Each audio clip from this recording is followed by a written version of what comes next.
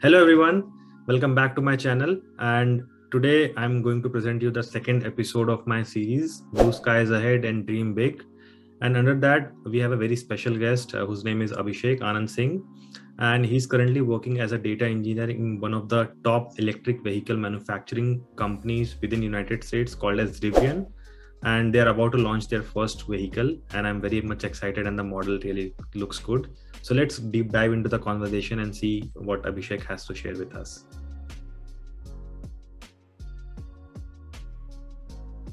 Abhishek, would you like to introduce yourself? Sure, yeah. Hello, Sharma ji.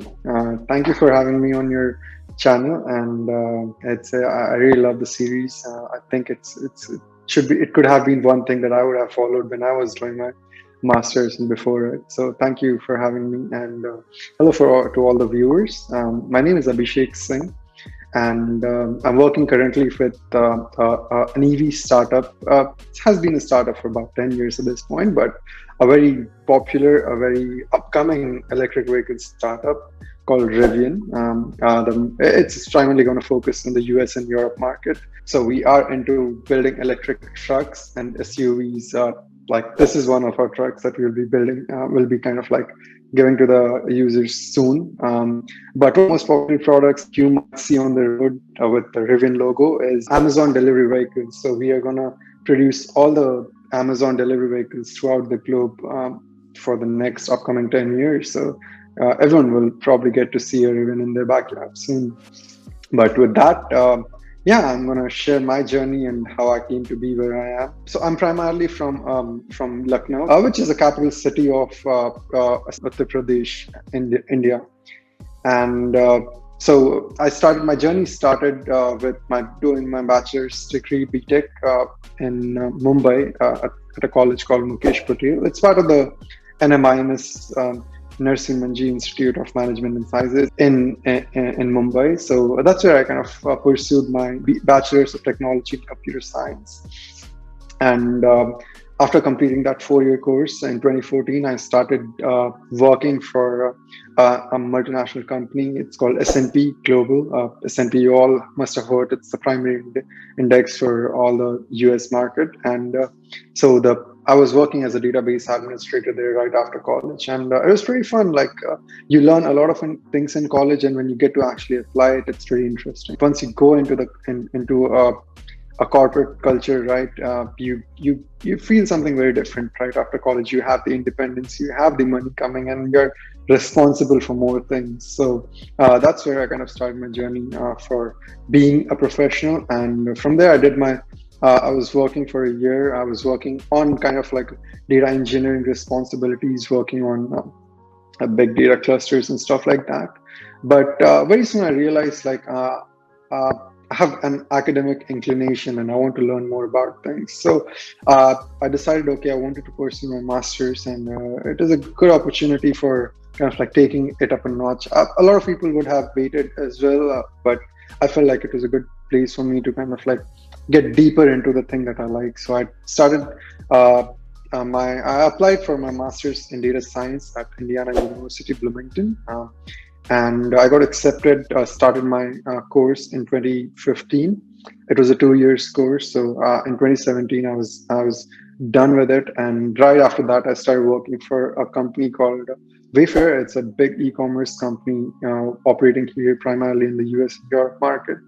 I was working as a data engineer as well there, and pretty good. Like all the corporate culture in India is a bit different. This is a lot more responsibility, a lot more professionalism, and you're kind of building things that matter to a lot of people. So pretty exciting. And I worked there for 4 years. But after my 4 years, actually about 4 or 5 months at this point, I decided to move my company and kind of like start in something else that I'm really interested about in like the field that I'm really interested in. I'm a big aficionado, or you can say I'm a big supporter of environment and climate change, and I was always looking for something that was to like put my skills in a company or in an organization which is trying to take this effort further. So Rivian electric cars are pretty popular right now, and Rivian itself reached out to me on LinkedIn and provided me this opportunity to come and work with them as a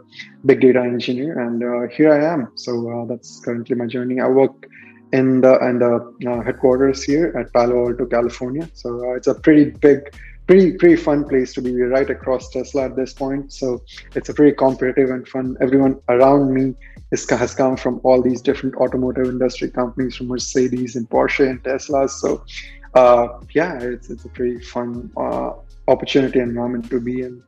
So yeah, that's a little bit about me. Yeah. Oh, that's really great, Abhishek. Thanks for sharing the information. So moving on to the next question, Abhishek. Many of the juniors, they have reached out to me and they ask about, what should we do, couple of things while we are back in India or their home country. So as a person who has went through the same journey and now you have some experience around the process, what would your couple of advice be around that process that you can give to the students who are planning to come to US? Yes, absolutely. So the idea actually, like I initiated on actually implementing this idea of masters back in 2014 sometime. I remember I was about 4 to 5 months away from the actual deadline of applying to colleges, and the idea, of course, came from a lot of, like, since I was in Mumbai, a lot of people have this plan already to go and pursue their masters. So that you keep hearing about that idea, and it piqued my interest, and sounded like a great opportunity, of course. So uh, I would say, like, of course, once you like be around people which kind of like are these of this growth mindset, right? That's the first thing, that like this idea where it started, right? So that's always the first thing I still recommend to people. But people who are already there, want to pursue their masters here, thinking about it, right? So you start with this, like, removing all these barriers you have in your head, right? Like so many voices saying, okay, you cannot do it because money is a lot of factor, and there's like a process there and a bunch of different things.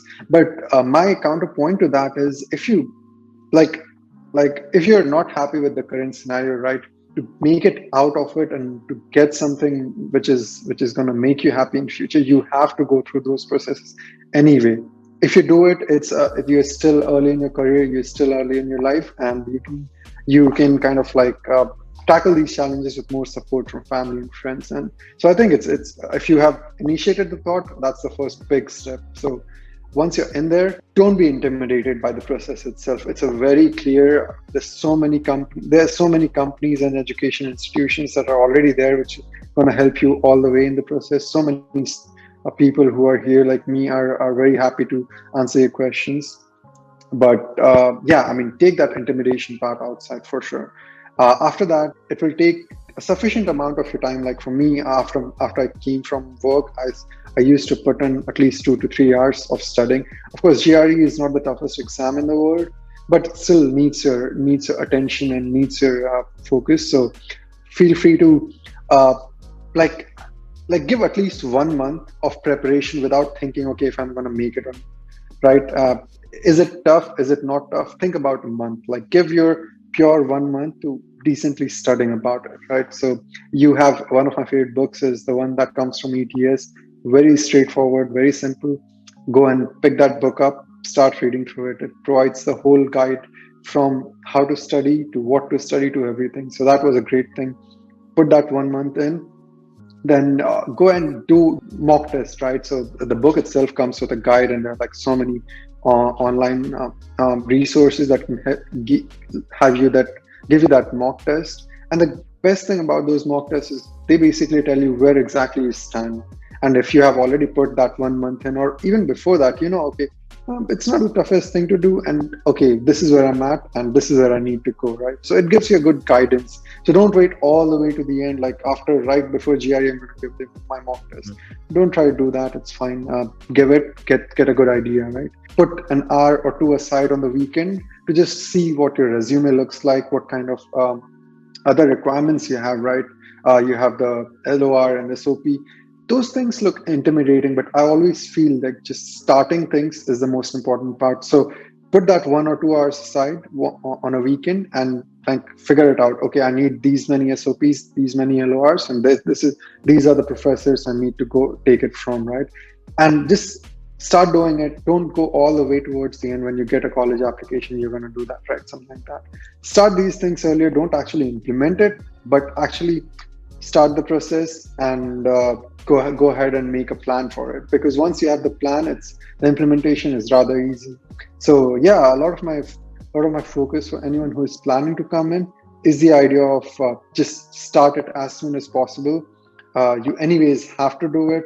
Starting early helps. Don't let the thinking piece and everyone speaking around it deter you from doing it. There are all kinds of universities and states in US which can cater to different financial needs, right? So figure it out, which based on your financial situation, which universities, which courses, or what kind of place you're gonna aim for, right? So have that list right there, and then everything else, kind of like where you work, how do you kind of like manage your finances once you're there, kind of comes close to when you have the college application all set. You got some approval acceptances, and then you can figure that out. But yeah, I mean, figure out the first, of course, figure out the course you want to do, figure out what your financial status is, figure out the GR, like start all the process for GRE, SOP, and LOR, and then kind of just like follow the process. There's a lot of resources to help you through. Yeah, that's my little bit. Yeah, okay. That was really insightful. So thanks for sharing the information, Abhishek.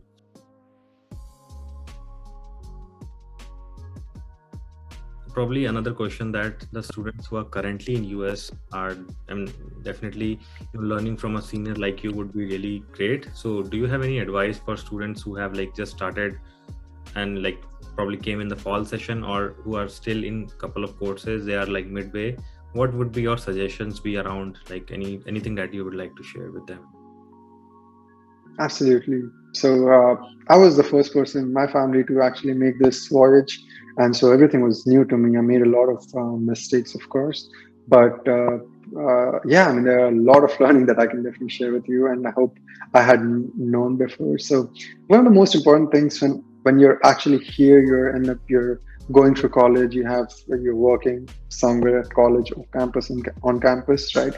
Uh, a lot of people get into this just like the routine of, okay, I'll go to college, I'll get my assignment done, and then do my job, whatever I'm doing part time. I'll do that, and then they forget about the important thing, that you came here, even though you're not like really want to be a professor in future, but you still are a student, and the first thing that you need to do is, of course, study, right? And what I did, like, because of all this pressure, I like later in the course, I started to take courses that were more manageable, but not really like, okay, what courses I can easily pass and make it through, right?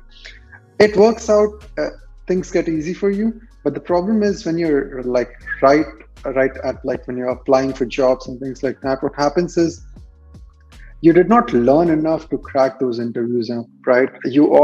Everyone has this, okay, I'm gonna work for this kind of profile, right? And so as an interviewer from a company, right, what I would want is gauge a student on a very specific set of things, because I do not know your background, right? So I can only look from my perspective and my point of view what kind of skills that I want from a person who's going to come in.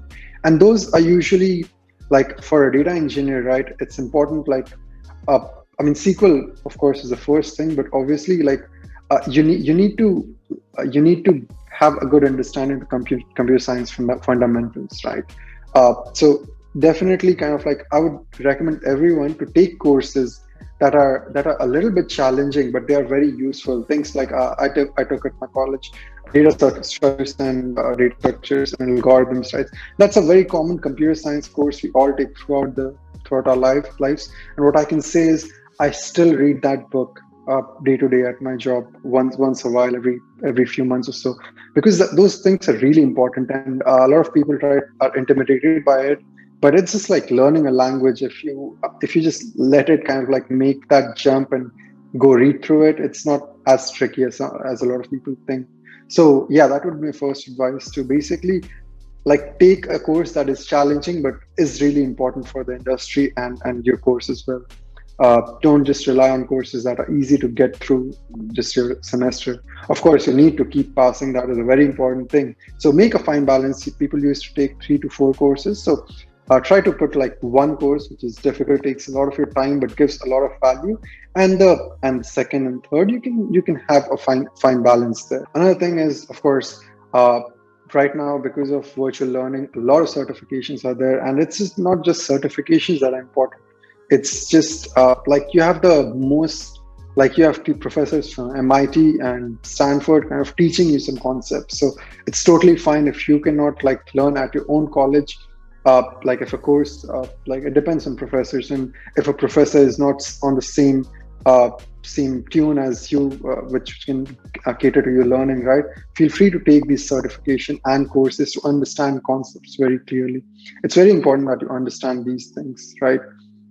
Apart from that, of course, if you're in the computer science domain, one of my professors told me that it makes a lot of sense for you to have an internet presence, right? Because you're uh, in this domain that lives virtually over the internet, right? So, like make a domain for yourself, call it anything, but make it as like your virtual resume. Of course, LinkedIn does a great job at it, but then you can be more creative with this. Like how I kind of used it is by putting my projects, providing the links to individual reports that I made, that the websites that I made, or like individual projects, like a demo video of that. It acts like a great resume where recruiters can go ahead and see, okay, you know what you're talking about, because on your resume on LinkedIn, you cannot like go all about your projects, but this domain website that you make for yourself can be really helpful.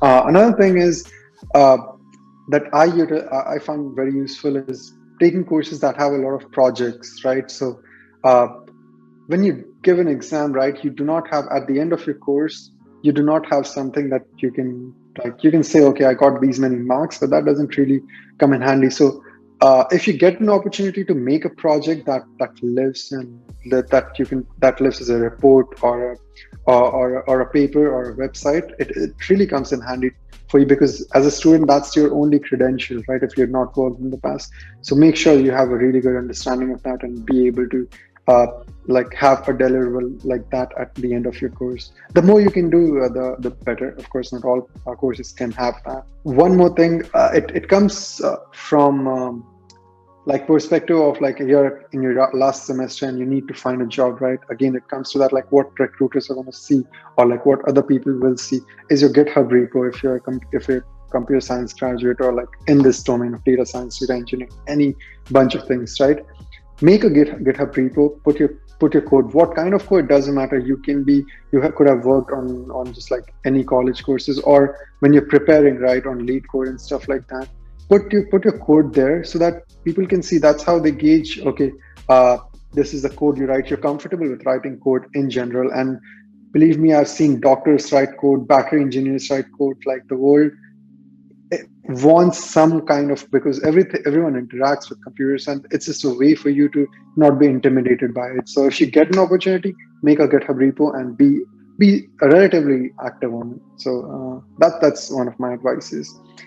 Yeah. Okay, yeah, that was really good, Abhishek. And I think during my time, I completely agree to your point too around creating your digital presence. I too created a digital portfolio of my entire work on websites called as Wix and Squarespace. So they usually offer like free websites that you can develop, and you can even put a domain on top of that, like a custom one saying saurabsharma.com or something like that you can mask, and it's like probably like $10 for the entire year or something. So that also really helps. So I completely agree, and thanks for sharing all the insights.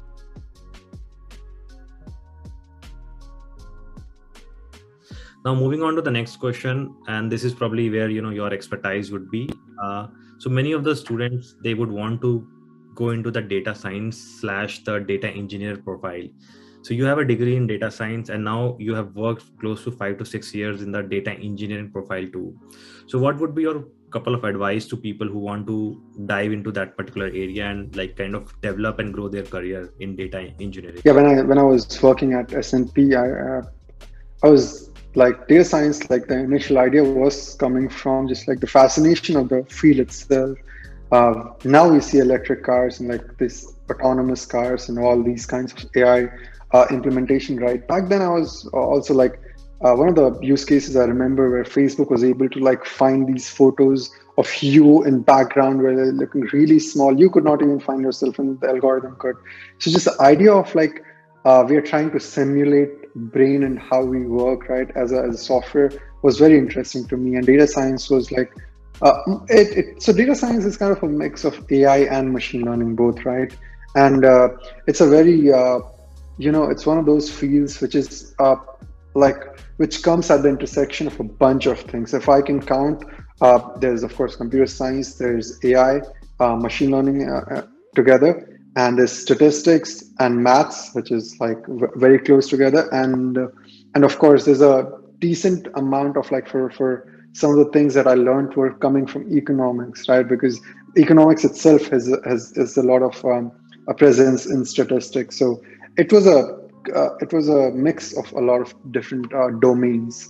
So when I went ahead and actually was doing my master's in data science, right, the had to I had to do subjects from again from physics department, from computer science, from MSIS, from library science, and all because you are supposed to, as a data scientist itself, you're supposed to build models, you're supposed to productionize them, you're supposed to communicate your insights and actually make sure things are working in production, right? Like if something works, like if you build a autonomous car, it works on one kind of road, right?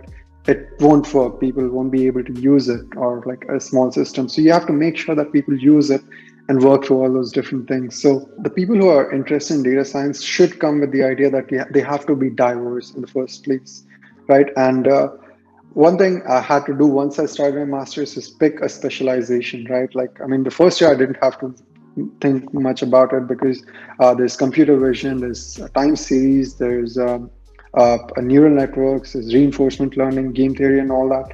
So you have a lot of things, and but you need to focus at least for your master's focus in one domain. And the people I found are still the most successful are kind of like those who picked up an area and kind of like specialized in that a little bit. Again, you're going to be writing code, of course, in reinforcement learning and computer vision as much as anomaly detection, some other use cases. But these fields do not like on the surface. You feel like, okay, I have to just like I find this 1,000 line code and it can do a lot of things. But understanding that 1,000 line of code, which right now actually people can do in 10 lines because of all these libraries and frameworks that exist. But it's really important that as a student you understand those things. Maybe once you're working, you're very focused on one specific use case, so you're not focused on just like learning a bunch of things. But as a student, even though something can be done in 10 lines, go ahead and understand that algorithm, how it works, what kind of like understand it so well that you can explain to someone else about it, like someone who is layman who doesn't know about your field.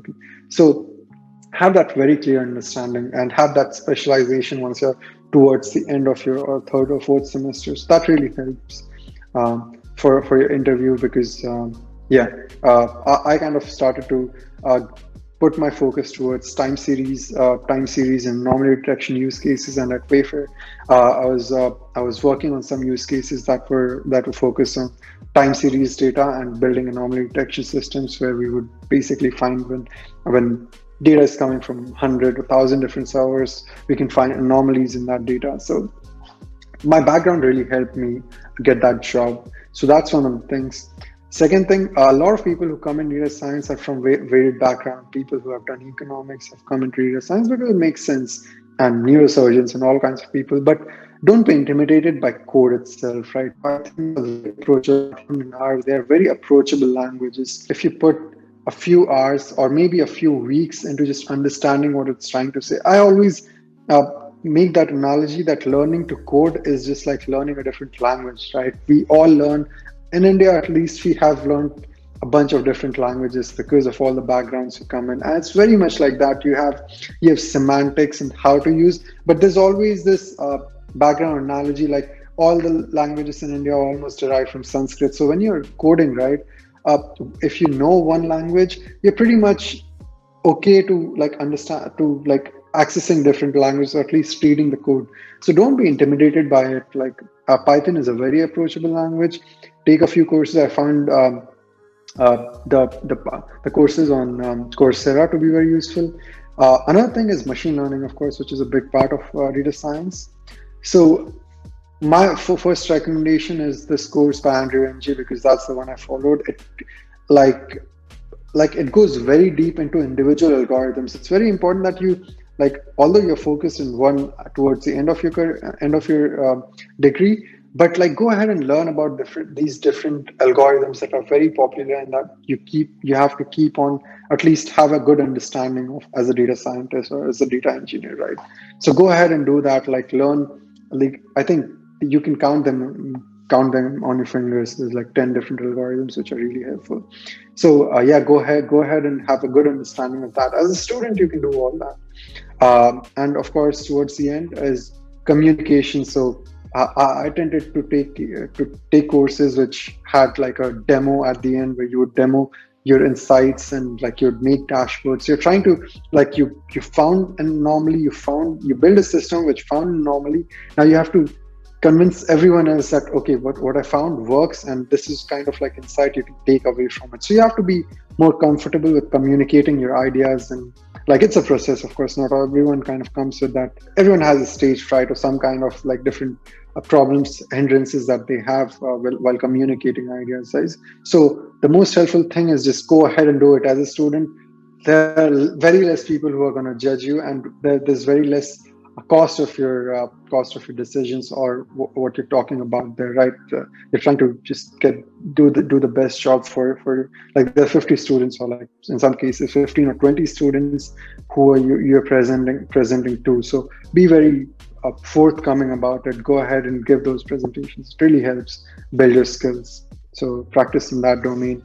On the data engineering side, again, like data science is the end of a pipeline, and data engineering is something in the middle, right? So for data engineering, a lot of this stays the same, right? But you kind of like you focus on that if you want to kind of like move your career towards the data engineering domain. The place where you stop is where you kind of like focus more is, of course, Python. Different databases. Python, I say, is kind of a placeholder for any kind of different software engineering or programming language that you pick. R or Python, can be anything when you're starting out. Secondly, of course, database. SQL is the most popular one, so be more comfortable with it.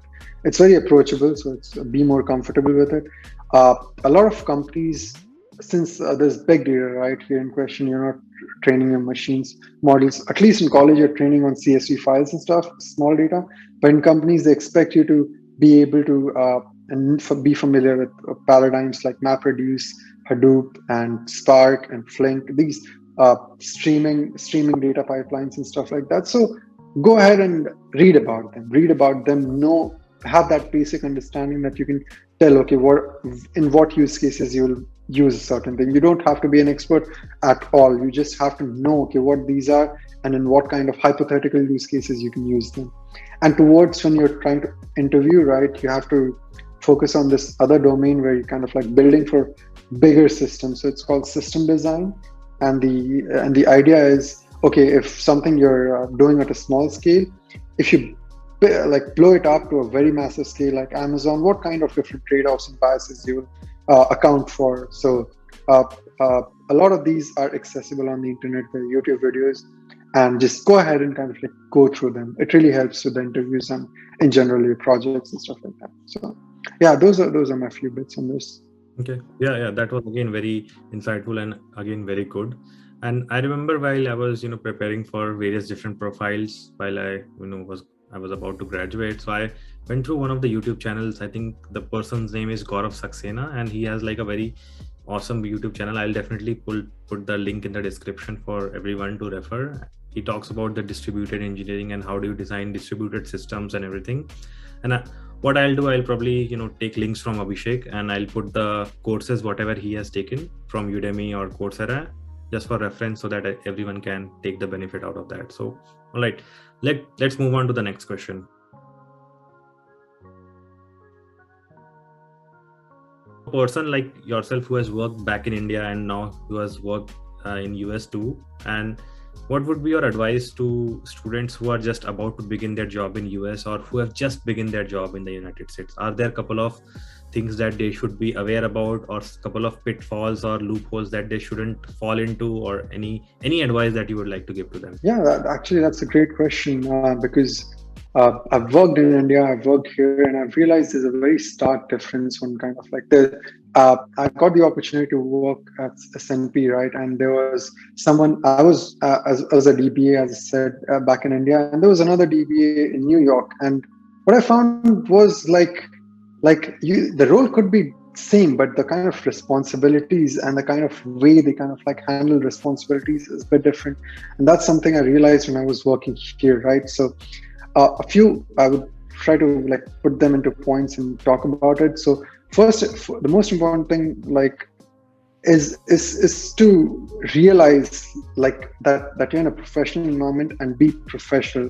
And these professionalism things can come as part of like, okay, how do you kind of like present yourself? How do you talk to your colleagues and your managers? How do you manage time in general, right? Like, I mean, you're not like, you should not act like a student, right? Like waiting all the way till the deadline and try to cram in all and at the last moment and try to deliver something that's not really of a good quality, right? Because you're working for a company and they kind of expect you to put those 8 or 9 hours at the thing that is important for the company. So it's okay. I'm not saying that you should not have fun, but it's very important to always have this idea in the back of your mind to stay professional, to come on meetings, to come to meetings on time, to present yourself, to try to like if you're lacking on certain skill, try to work it in the background and try to like if you have delivered a code and you got some code comments, try not to make the same error, because then it seems like you're ignoring the code comments, and although you fix that in this one deliverable, you're making the same mistake. So you have to keep learning and keep kind of improving at this point. So that comes, all these come as part of like being professional and responsible for the things that you deliver at work. So that is a very important thing that I realized. People who come right after college, right, we are excited, we are still kind of like at the transition. So companies accommodate that, but we also have to have this open mind initially also that I might have to be more responsible here, right? It is very useful and it is very important if you're working in US. So that's of course one of the important things.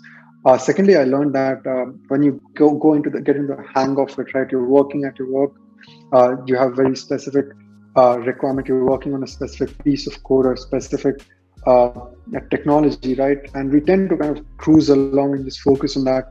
After a few months, you get good at it, and then you're like, okay, I can do my job, and like I get money, so okay, everything is good. But everything is actually not that great, because after 3 or 4 years down the line, or 2 years, some people try to change a job. When you try to change the job, right, a lot of time you could be working on a very specific thing, and not that same thing is probably not relevant for the other company. So it's very important to be open to taking on new projects, things that you don't know, that kind of like keep you in this always, okay, I'm getting challenged a little bit. It's okay to be comfortable after a certain point of view, but always pick on opportunities, jump on opportunities where you are getting to learn something new, something that is like something away from your comfort zone, right?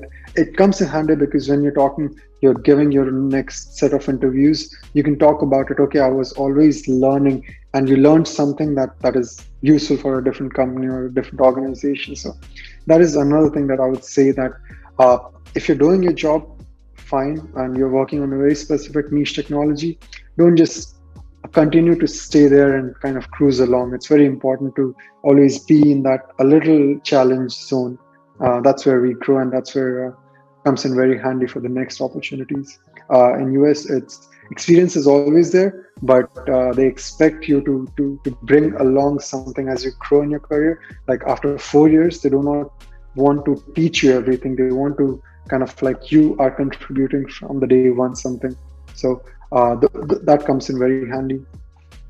Another thing I would say is like when we're right out of college and we want a job, we get a job, right? And we are like, okay, I got a job. It's really fun. It's paying me, but it's very important to like we all have some kind of skill, some kind of calling. I won't calling, but some kind of skill that is very inherent in us. Some things that we like, right? And some things that we care about. For me, it was climate change and the focus on environment, right? It was very important to me. So I was always looking for opportunities, and I think that we can do our best work when our skills, our goals, and our work is aligned. So although the first job could be something that is a little away from because you're trying to get that initial experience, but as soon as you can, as quick as you can, right? Try to find opportunities where you can put that skill, that the things that you like to do into your work. And that would like make things more enjoyable and you would grow way more. And because there's no friction, right? You can go back home since you're already like in your free time, you go ahead and like kind of like read and look at things of your interest. And if it and at work also you're doing that, right? It can like all what do you call it can all build up to be a very useful thing, right? So I would say as soon as you can, go ahead and try to align your interests with what you work. It could be tricky for me, like getting this opportunity from Rivian where I was working on electric cars, which are trying to minimize the overall climate change impact on the globe. It's something that like if I'm very frustrated at work, something that I cannot achieve, it drives me into okay, do it because it's important for you to. You're trying to do something that is important for you to. So you're not just doing it for your company, you're doing it for yourself, and we are very much more motivated when we're looking at things from that perspective. So yeah, that would be another advice from my side. Don't just settle on the first thing and just like go cruising along with it. Try to align your interest and your work as soon as you can. Yeah, and that's a very good thought process that you have shared, Abhishek. And I also believe that change is the only constant. Someone mentioned this to me too, that every day the technology is changing so much. So let's say if you have been working, like personally I have been working in the cloud domain for the past 4 years, but I still try to learn and just keep myself upskilled with the other upcoming technologies. Like I recently started learning about blockchain and quantum computing and all, because I have specific interest in that area. So once, even if you like start working in a domain, don't just get focused on that. But technology, as I mentioned, is always changing. So today if you are working in a relevant technology, tomorrow it might become completely irrelevant. So just be like keeping yourself updated around the different technology, the trends and all will always help. But yeah, I think this conversation has been really great and insightful, and I'm sure the audience and the viewers have gained some good insights from you. And so I'll put Abhishek's LinkedIn in my description, so that way you can connect to him to discuss about anything related to data science, engineering, or any advice that you might want to discuss, or Abhishek has something he can share too. But yeah, feel free to connect to him. And as always, thank you so much, Abhishek, for your time. It was a really great conversation, and I'm looking forward to probably inviting you again to have a deep dive session into, like, let's say talking about just data engineering or a data science, or what that persona is all about. So yeah, looking forward to that too. Absolutely. Thank you, Saurabh, for this great opportunity. I loved getting to share my experience with the world. And I think there are a lot of things I learned just by making mistakes. And I'm a person who tries to not make mistakes twice. And if this conversation can help others not make the same mistakes, it's going to be a great thing. And and this, I feel lucky myself to like get this opportunity to pursue masters and be in a country which is such a good place to be for the kind of work that I'm doing. So I wish everyone gets this opportunity, and if this conversation helps anyone kind of like get closer to that goal, it'll be great. So yeah, all the best to everyone who's trying to work on it. It's tough work, but it's so much rewarding than anything else. Yeah. Yeah, well, like, thank you.